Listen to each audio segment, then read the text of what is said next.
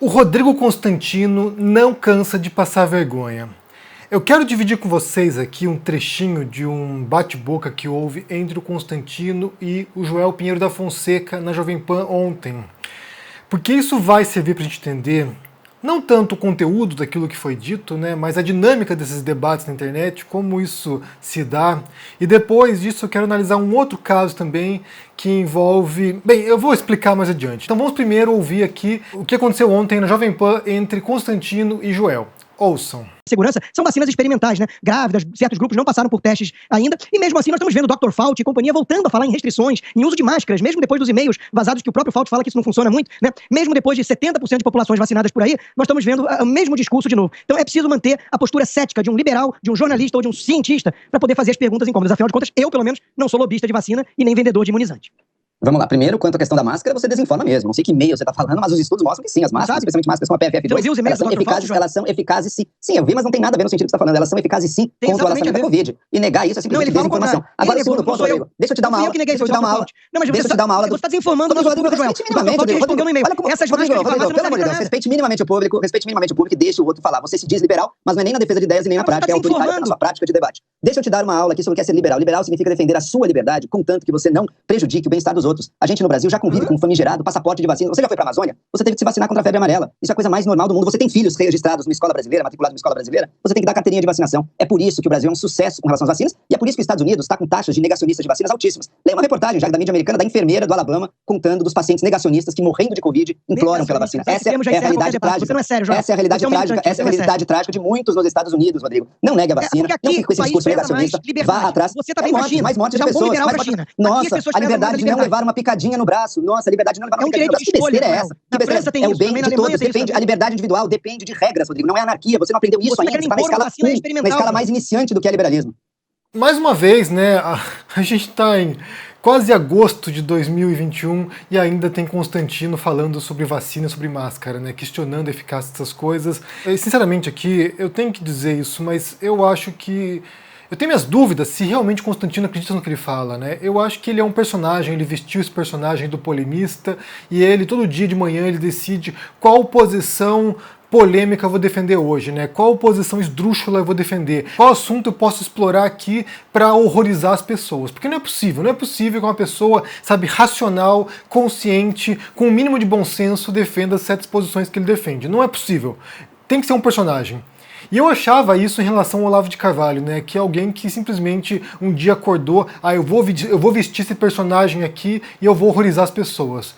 Porque é complicado mesmo. Mas o que acontece aqui, Você tem essa conversa, essa troca entre Joel e Constantino, depois isso vai para o Twitter, isso se arrasta para outra rede social, que eu vou ler para vocês aqui o que o Joel disse. Ele tweetou o seguinte aqui: Constantino não é liberal nem nas ideias, nem na conduta. Nas ideias, acha que liberalismo é cada um fazer o que quiser, mesmo que isso mate outras pessoas. Na prática, é incapaz de respeitar a regra elementar de um debate, escutar uma fala sem interromper e conturbar. E daí ele prossegue: liberdade total para todos é impossível. Não dá para todo mundo fazer o que quiser, pois os recursos são escassos e a ação de um impacta os outros. Na prática, a defesa da liberdade restrita de todos é a defesa dos interesses dos mais poderosos, aqueles que têm os recursos. A liberdade possível do maior número, tal como alcançada pelo mundo democrático capitalista de hoje, exige regras e restrições. Daí ele vai lá e defende qual é a visão dele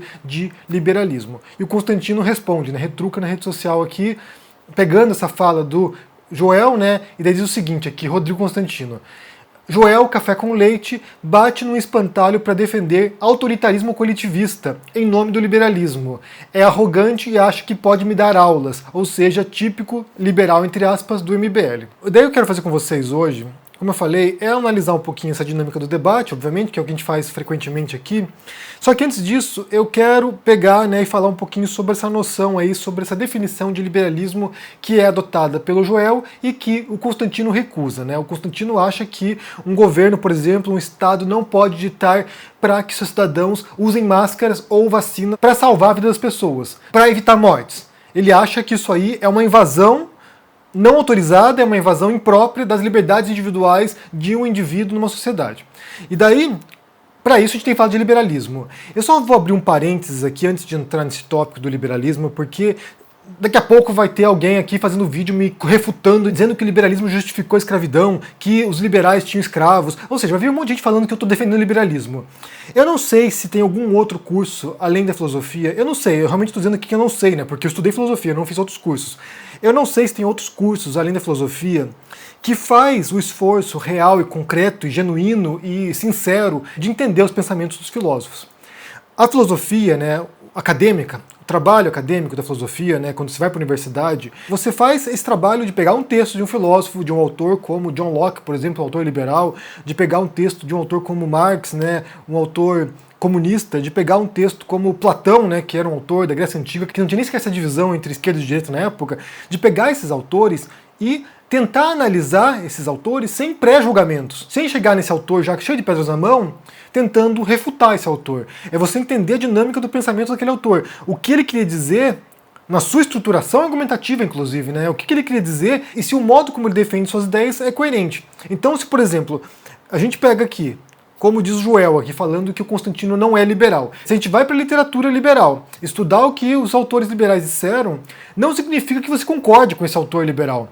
Principalmente porque, por exemplo, John Locke, né, que é um dos pais do liberalismo, ele escreveu no século XVII. Ele já foi muito contestado posteriormente. Muitos autores, ao longo desses séculos, foram e atacaram John Locke, mostraram contradições, mostraram que o comportamento dele não condizia com aquilo que ele dizia. Ou seja, há inúmeras críticas ao liberalismo, do mesmo modo que há inúmeras críticas a todas as correntes de pensamento que existem. Um autor escreve e publica uma obra, em seguida já tem vários autores contestando. Então, esse é o trabalho dialético, na verdade, da filosofia. É o trabalho de você escrever, defender uma tese e vai vir um monte de gente contestar a sua tese. Então você fazer esse esforço genuíno de compreensão do pensamento de alguém não quer dizer que você concorde com aquele pensamento. Você pode estar simplesmente estudando aquilo para poder contestar depois. É o que fazia Marx, por exemplo. Marx era um autor que lia outros autores, lia Proudhon, por exemplo, lia Stuart Mill, lia David Ricardo, lia outros autores para depois contestar e defender sua tese. Então você tem que fazer esse esforço inicial genuíno, autêntico, honesto, sincero, de ler o que os outros disseram, ou de ouvir o que os outros disseram, mesmo se for para contestar depois. Inclusive, eu até acho que é um déficit na universidade, né, no Brasil pelo menos, né, na que eu fiz,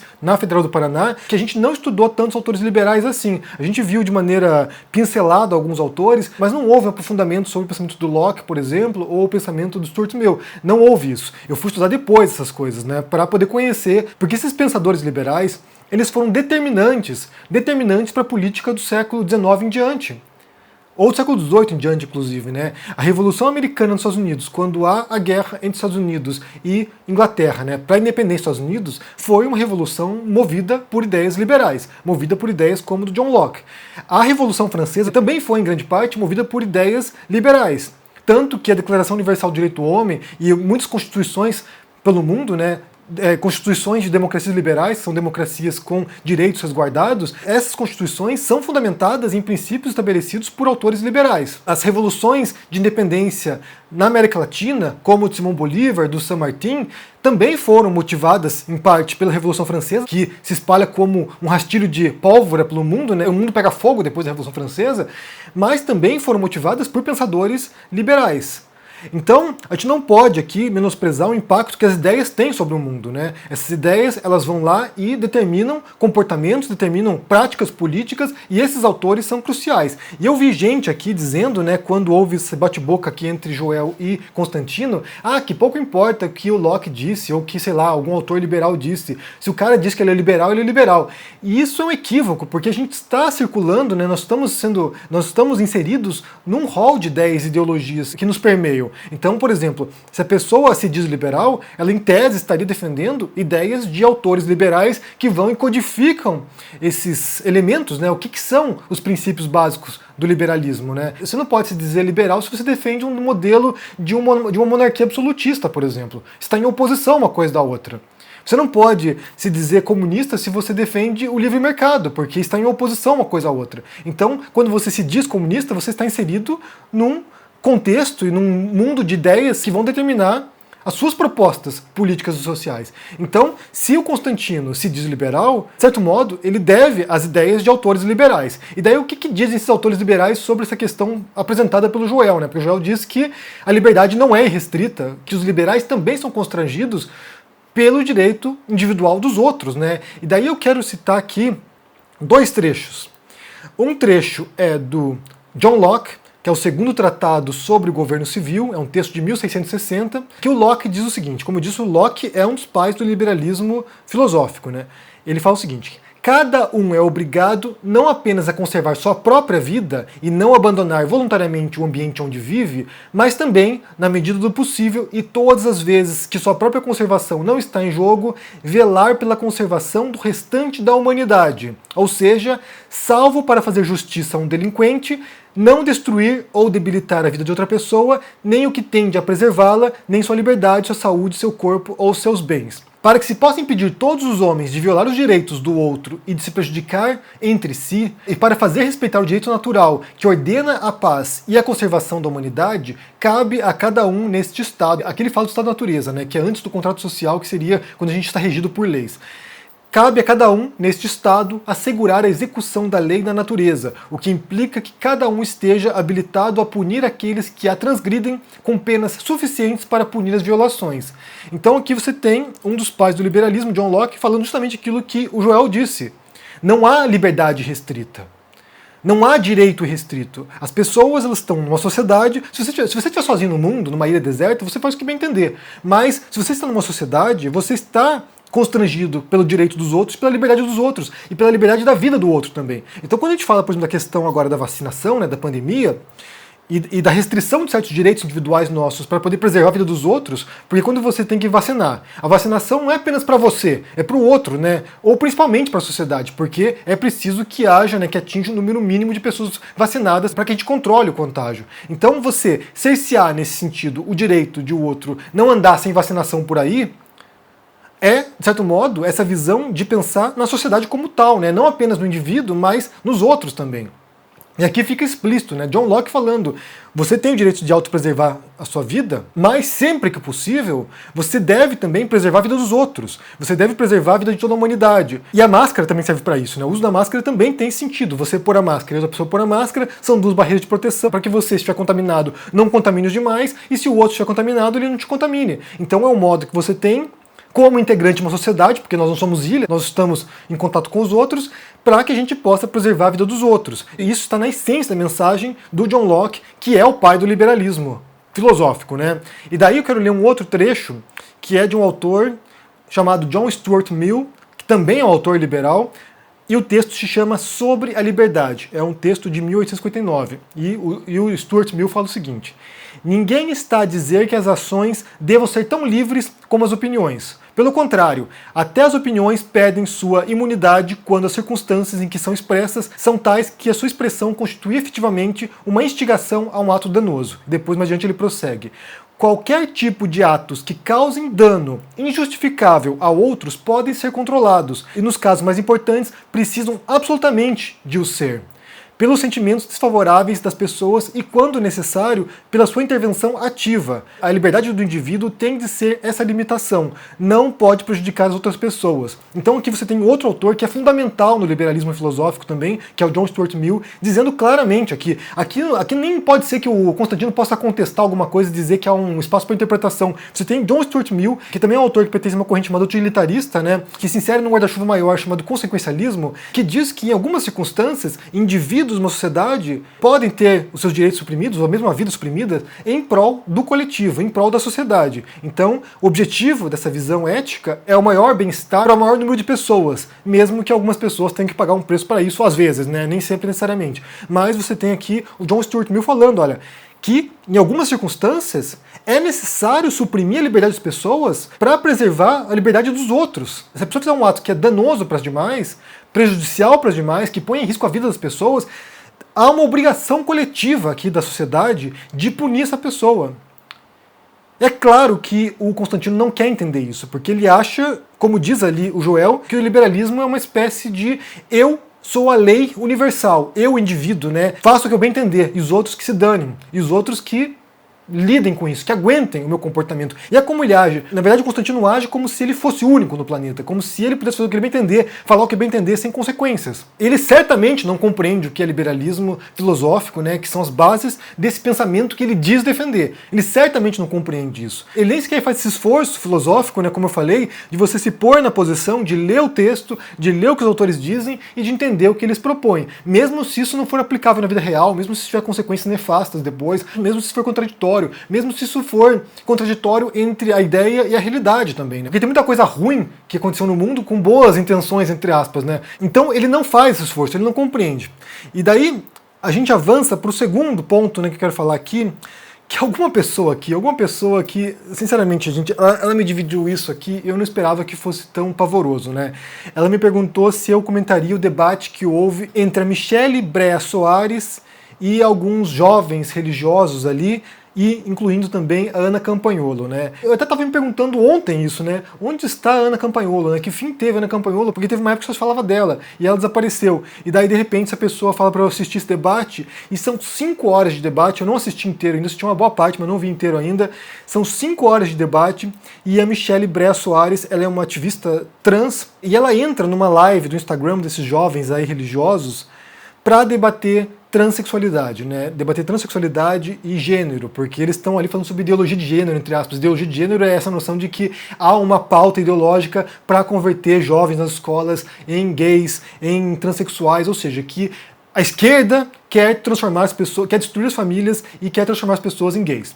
E daí a Michelle, ela entra nessa live e começa a debater com esses jovens, e daí o que acontece é assim, é um caos, porque você tem 3 contra 1 uma hora, depois começam a trocar as pessoas, vão entrando outras pessoas, entra lá o Nicolas, vereador lá de Minas, lá, depois entra Ana Campagnolo. E daí uma série de distorções, né, e quando você vê esse debate, que é a mesma coisa que acontece também com o Constantino e o Joel, quando você vê esse tipo de debate, há um enorme problema, há um problema básico ali nesse debate, porque, bem, a Michelle se pôs nessa posição, né? Ela vai pro confronto, ela vai ocupar aquele espaço, mas há um problema básico ali, porque as pessoas nem sequer concordam com os pressupostos ali.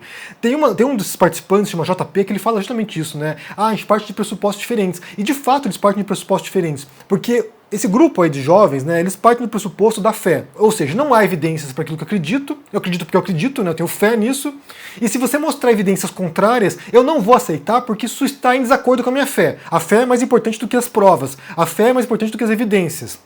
E daí a Michelle parte do ponto de vista da ciência, ou seja, ela mostra as evidências científicas, ela mostra os papers científicos, ela está ali o tempo todo mostrando, né, olha só, esse pesquisador falou tal coisa, e eles não aceitam isso, eles simplesmente se recusam a aceitar. Então há um problema básico que é justamente não haver o solo comum. Não haver, sabe, um ponto de contato no qual aquilo que a Michelle disser será aceito por eles, porque eles estão ali navegando dentro da Bíblia. Um dos princípios básicos de ética argumentativa tem a ver com isso, de que você reconhecer a possibilidade de você não ter razão naquele debate. Eu posso estar errado. E quando você tem fundamentalistas religiosos, que parece ser o caso desses jovens, e aqui eu falo no sentido mais específico desse termo, que é quando a pessoa lê literalmente a Bíblia, né? Porque eu imagino que esses jovens acreditam de fato que Deus criou o mundo em 7 dias, que havia Adão e Eva, ou seja, devem acreditar de fato que a Bíblia diz realmente as coisas como aconteceram. Então, quando a pessoa não é capaz de reconhecer que ela pode estar errada, e é o caso de dogmáticos religiosos, por exemplo, eles não têm a menor dúvida que eles têm a fé verdadeira, não há ponto de contato de debate, não há, é perda de tempo. Eu até assistia, né, tempos atrás, debates entre o Richard Dawkins, por exemplo, o cientista, com muçulmanos ou com religiosos, né, no geral. E embora seja fascinante você ver a dinâmica do debate, por outro lado, não avança um único milímetro, porque as pessoas não estão dispostas a recuar no dogma que elas defendem. Esse é o problema do conhecimento dogmático, é quando a pessoa está tão fechada naquele mundo que ela nem sequer vê a possibilidade de que a verdade seja fora daquele universo que ela habita. E daí quando entra a Ana Campagnolo, e eu nem sequer vou entrar aqui na questão da transexualidade ou outros debates que foram feitos ali em aspectos específicos, porque nem sequer é a minha área de pesquisa. Nesse caso, a Michelle defendeu muito bem a posição dela, eles é que não quiseram aceitar o que ela dizia. Mas quando entra na Campagnolo, eles entram na questão do Estado laico, porque o tema que perpassa é justamente esse impacto da religião, né, dos fundamentalistas religiosos na política e desse modo ditando as regras para todas as pessoas. Ou seja, a Michelle, que é ateia, ou eu que sou ateu, ou outras pessoas que não seguem nenhuma religião, seguem outras religiões, elas vão ter que viver sobre a régua moral, sobre os princípios de radicais religiosos. E daí, pessoas como Ana Campagnolo vão ditar comportamentos para pessoas que não são religiosas. E isso é um problema. E daí eles entram na questão do Estado laico. E nesse ponto eu quero dividir aqui uma fala da Ana Campagnolo para você ver como eles operam, né? Eu vou pôr aqui um trechinho da fala da Ana Campagnolo sobre o Estado laico. Ouçam. Olha só, o conceito de Estado laico, quando estabelecido por Thomas Jefferson na história dos Estados Unidos, por que foi concebido o conceito de Estado laico por Thomas Jefferson e pelos seus amigos e aliados, que eram todos cristãos? Eles queriam se livrar da influência opressora do Estado sobre uma determinada religião. Então, os americanos queriam a liberdade religiosa das igrejas americanas. Eles não estavam defendendo o Estado teísta, laicista, iluminista, não era isso que eles estavam defendendo. Nós estamos falando de democracia. Você tá rindo, eu vou te esperar para tu. Não, meu amor, é que você falou justamente o contrário dos Founding Fathers. Literalmente o contrário. Justifique. Eles determinaram a laicidade do Estado, sendo eles cristãos e tendo eles algumas vertentes religiosas diferentes, para que o Estado não pudesse influenciar na religião e determinar uma religião principal, mas que a religião, uma religião específica, também não pudesse tomar domínio sobre o Estado, para que houvesse a liberdade. A Constituição americana... Você já leu a Carta dos Founding Fathers? Exatamente. A Constituição americana, todos os fundadores dos Estados Unidos, todos os pais fundadores eram cristãos. E eles colocaram na Carta americana constitucional, a expressão clara, Deus Criador. Quem é que tem Deus Criador? É Alá, Deus Criador? É o que? É Brahma? É Tupã? Quem é? O caso da Ana Campagnolo é idêntico ao caso do Constantino. O Constantino se diz liberal sem saber o que o liberalismo defende, sem saber o que os autores liberais defendem. Então ele está em contradição, ele está em oposição às ideias que supostamente regeriam a sua existência como liberal, né, a sua identidade como liberal. E a Ana Campagnolo, ela fala sobre o Estado laico, nós vivemos em Estados laicos, e ela fala aqui que o Estado laico foi criado para defender a religião do Estado. Isso não impede que a religião se infiltre no Estado, mas impede que o Estado se infiltre na religião. E aqui ela fala de uma coisa que, como diz a Michelle, é o oposto do que nos Estados Unidos, Thomas Jefferson e outros autores, né, e outros pais fundadores tinham como intenção. É o oposto disso. É o oposto disso. Bem, não é bem o oposto, mas está totalmente equivocado. E aqui você vê uma outra tática dessas pessoas, né? Como a Ana Campagnolo, como Constantino, como Olavo de Carvalho, como outras pessoas, né, dessa extrema-direita brasileira. Eles dizem uma coisa com tanta convicção que se você não sabe a realidade, se você não sabe a coisa de fato, você fica na dúvida. Será mesmo? Será que os pais fundadores queriam proteger a religião da interferência do Estado? Se você não sabe aquilo ali, você buga, né? Você entra, sabe, em parafuso. Porque é uma postura de debate, né? Eu digo a coisa, reforço a coisa, estou errado e defendo como se fosse certo.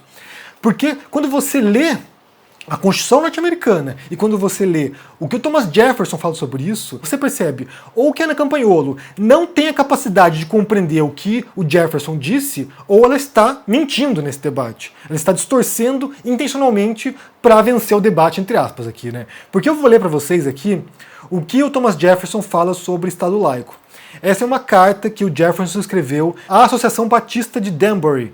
É uma carta de 1802. Diz Thomas Jefferson: acreditando como vocês que a religião é um assunto que jaz exclusivamente, e a palavra em inglês aqui é solely, exclusivamente ou apenas entre o homem e o seu Deus, que ele não deve prestar contas sobre ela, né, que essa pessoa não deve prestar contas da sua religião a ninguém em relação à sua fé ou ao seu culto. Que os poderes legislativos do governo só chegam às ações e não às opiniões. Eu contemplo com soberana reverência o ato de todo o povo americano que declarou que sua legislatura, entre aspas aqui, ele cita a Constituição, né? Ele cita aqui a primeira emenda da Constituição norte-americana, que a sua legislatura não legislará no sentido de estabelecer uma religião ou proibindo o livre exercício dos cultos, construindo assim citando Thomas Jefferson, um muro de separação entre a igreja e o Estado. A intenção do Jefferson, quando vai e é um dos redatores da Constituição, é clara, é um muro de separação, é um muro que impede que a religião influa no Estado e que impede que o Estado influencie na religião. É um muro de separação. Frase de Thomas Jefferson, construindo assim um muro de separação entre a igreja e o Estado. Prossegue, aderindo a esta expressão de vontade suprema da nação em favor dos direitos de consciência, verei com sincera satisfação o progresso daqueles sentimentos que tendem a devolver ao homem todos os seus direitos naturais. E aqui ele volta ao Locke, ao John Locke, os direitos naturais, que é o exercício da razão para a convivência entre as pessoas. O liberalismo infiltrado na Constituição norte-americana. A devolver ao homem todos os seus direitos naturais, convencido de que não há direito natural em oposição aos seus deveres sociais. E depois a Ana Campagnolo ainda prossegue mentindo, ou distorcendo, ou enganada, falando que na Constituição norte-americana se menciona Deus, Deus soberano. E é mentira isso, é mentira, não há nenhuma menção, a não ser o ano do Senhor, o ano Domini, que seria o ano de quando foi escrita a Constituição, não há nenhuma referência a Deus e de maneira deliberada, eles escolheram assim, não há nenhuma referência a Deus na Constituição norte-americana. Há referência a Deus sim na Declaração de Independência dos Estados Unidos. Quando os Estados Unidos vence a Inglaterra e se torna independente, eles fazem a declaração da independência e de fato há menção a Deus. Na Constituição não há menção a Deus. Então ela vai e distorce. E daí, como eu falei, fala com tanta convicção que você fica na dúvida. Será realmente, Será que na Constituição norte-americana tem menção a Deus? E não há menção a Deus. Mais do que isso, quando se fala desse muro de separação, há uma grande jurisprudência nos Estados Unidos, no qual a corte foi obrigada a reforçar essa separação entre Estado e Igreja. Por exemplo, teve um caso de uma escola que queria ensinar criacionismo para os seus alunos. E daí foi para a Corte Suprema. E a Corte Suprema falou o seguinte, não pode ensinar criacionismo, porque isso aqui, ensinar criacionismo é favorecer uma religião específica em detrimento das outras religiões. É avançar a agenda de uma religião específica. E isso está claro na Constituição. Não pode fazer isso. A escola pública, ela é um braço do Estado e o braço do Estado é independente da religião. Ou seja, mais uma vez, Ana Campagnolo não entende do que está falando ou está distorcendo deliberadamente para avançar uma agenda política dela, uma agenda ideológica dela, uma agenda dogmática dela. Esse debate é todo pavoroso, ele é assombroso. Eu até recomendo que vocês vão lá no canal da Michelle, se inscrevam no canal dela, acompanhem o que ela faz, porque ela vai pro confronto, Tem outras lives no qual ela vai lá e entra na live desses fundamentalistas religiosos, desses dogmáticos, desses bolsonaristas, inclusive, ela entra na live e vai pro confronto. Então é interessante a tática dela, Embora não sei até que ponto que é eficaz, mas é interessante porque ela vai defender a posição dela, ela vai fincar lá a estaca, ela vai lá bater o pé, eu tô aqui, eu existo, vou defender meus direitos. Mas, por outro lado, até que ponto que isso tem a possibilidade ou a capacidade de mudar a posição do dogmático, aí eu não sei. Eu acho que é mínima a chance de mudar isso e é mínima a chance de mudar também a posição dos seguidores dogmáticos desse dogmático. Mas tem gente que entende que faz sentido, você ir pro confronto. O Boulos, por exemplo, o Boulos é alguém que vai lá na Jovem Pan, que é um espaço tóxico, um espaço nocivo, ele vai na Jovem Pan para confrontar as ideias e para marcar o seu território. Se é eficaz isso, eu acho que é complicado. Eu acho que não é tão eficaz assim, mas tem quem pense que vale a pena investir nesse tipo de tática. Mas eu quero saber o que vocês pensam aqui. Primeiro sobre o arranca-rabo entre Joel e Constantino, quando Joel diz que o Constantino não é liberal. E aqui só reforço, eu não estou aqui defendendo o liberalismo, eu estou aqui tentando entender o que diz o liberalismo e como quem se diz liberal geralmente não se encaixa na visão clássica do que é liberalismo. São pessoas que estão em contradição com as ideias que eles dizem pregar. Assim como os cristãos também, Tem muito cristão aí que se diz cristão e na prática o cara não segue a mensagem de Jesus. E aqui não quer dizer que eu esteja defendendo o cristianismo, estou simplesmente dizendo que está em oposição uma coisa à outra. O que você pensa sobre esse arranca-rabo entre Joel e Constantino e também sobre essa fala distorcida, mentirosa ou equivocada da Campagnolo, dita com convicção, que dá a entender que ela entende muito do assunto quando ela não entende do assunto, ela está equivocada, ela está errada. E você tem Thomas Jefferson refutando a Campagnolo aqui, Ele dizendo claramente que, olha, eu vou repetir, a religião é um assunto que jaz exclusivamente entre o homem e seu Deus. E eles propõem um muro de separação entre igreja e Estado. Não é um muro de separação entre Estado e igreja, de modo que o Estado não possa pular o muro e interferir na igreja, mas tem uma portinha que a igreja tem a chave e ela pode entrar no Estado. Não é isso. É um muro separando essas duas coisas. E esses fundamentalistas religiosos, tudo que eles mais querem é justamente tomar conta do Estado para que a sua vida de uma pessoa que não é cristã ou a sua vida de uma pessoa que não é fanática religiosa seja impactada, seja influenciada por esses fanáticos. Me digam o que vocês pensam aqui no comentário, deixa o joinha, se inscreva aqui no canal, se torne um membro ou um apoiador para dar uma força e se cuide por aí. Abração e até mais. Tchau!